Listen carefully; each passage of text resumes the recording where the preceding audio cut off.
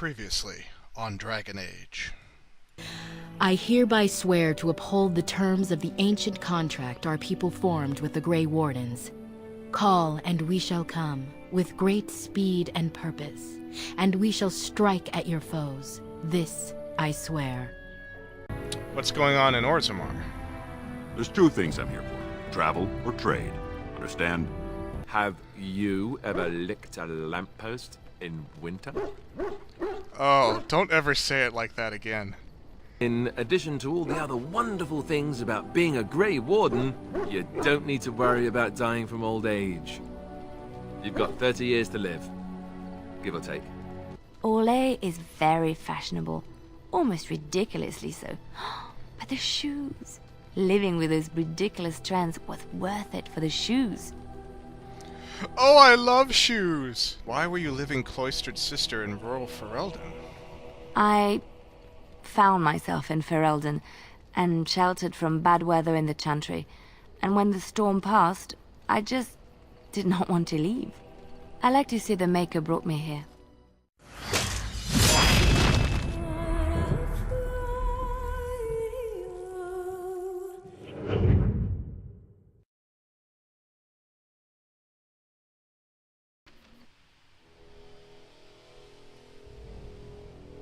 I bring word, sire. There are demands from the Banorn that you step down from the Regency. They are said to be gathering their forces, as are your allies. It appears it will be civil war after all, despite the Darkspawn. Pity. I also have an interesting report. There seem to be Grey Wardens who survived Ostagar. How, I don't know. But they will act against you. I have arranged for a solution, with your leave. The Antivan Crows send their regards. An assassin? Against Grey Wardens, we will need the very best, sire. And the most expensive. Just get it done.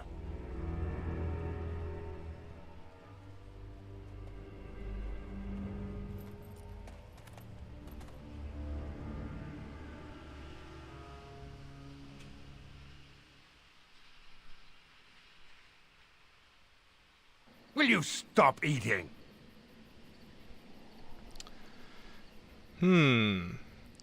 Looks like during our travels we've stumbled upon a ambush. So we can you can listen to them for a while, but if you just sit there, eventually they find out that you're watching them. You can rush them and spring your own ambush, as it says here, for a change.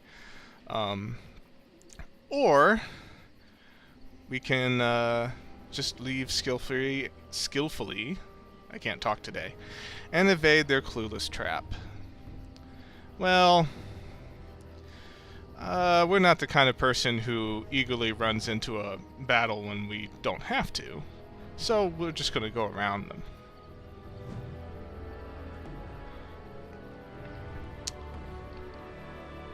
So while we're sneaking around, we should note that, as you could see from the last cutscene, Terran Loghain has upped the ante. And now, instead of just sending his own soldiers to try and get rid of us, he has now hired the Antivan Crows, which we will find out later are one of the most feared assassins in the world. So in all likelihood we're going to have to deal with Trap right ahead. Mr.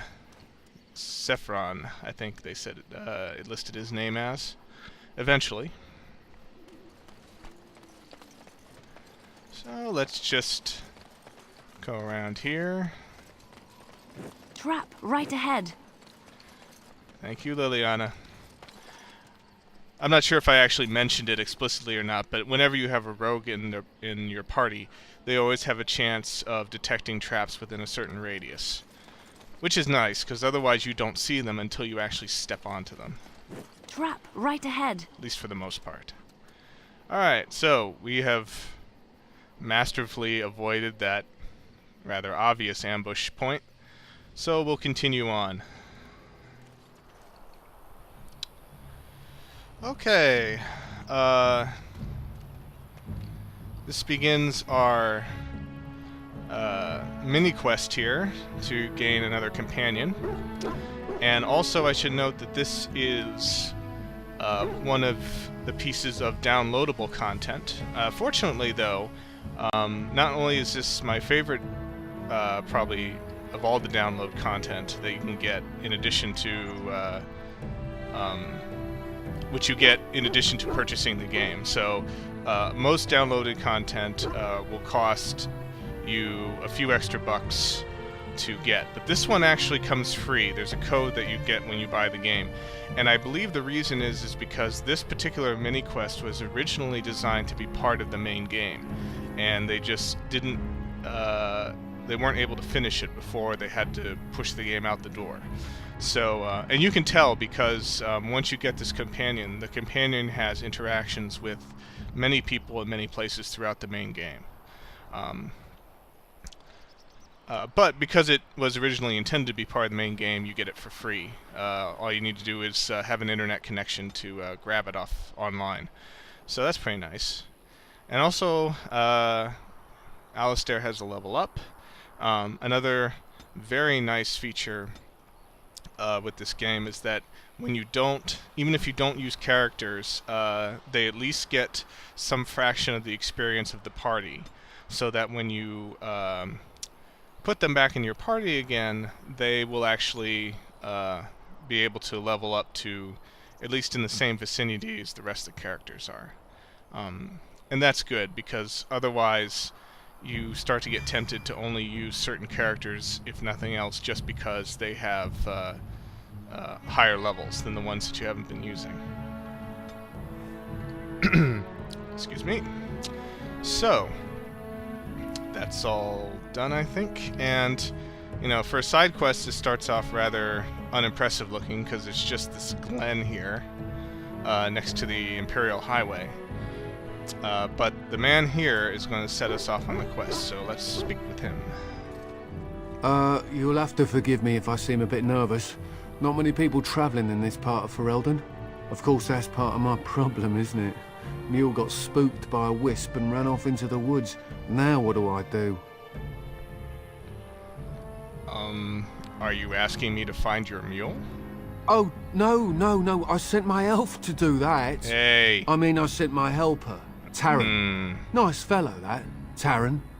Allow me to introduce myself. Felix de Grosbois, merchant and entrepreneur at your service. I don't trust anyone with the name Gross as, well, as part of their name, I should say. A merchant out here? You're practically kissing the blight out here. I don't normally take this route, but with the war, I was hoping for a bit of luck and good weather in the mountains. Sadly, I've had neither. Ugh, this trip has been one miserable disaster after another. I don't suppose you'd consider helping a fellow out?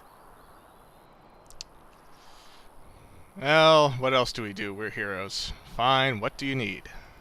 Of all the other things that went wrong, the worst is this artifact I brought in Jada.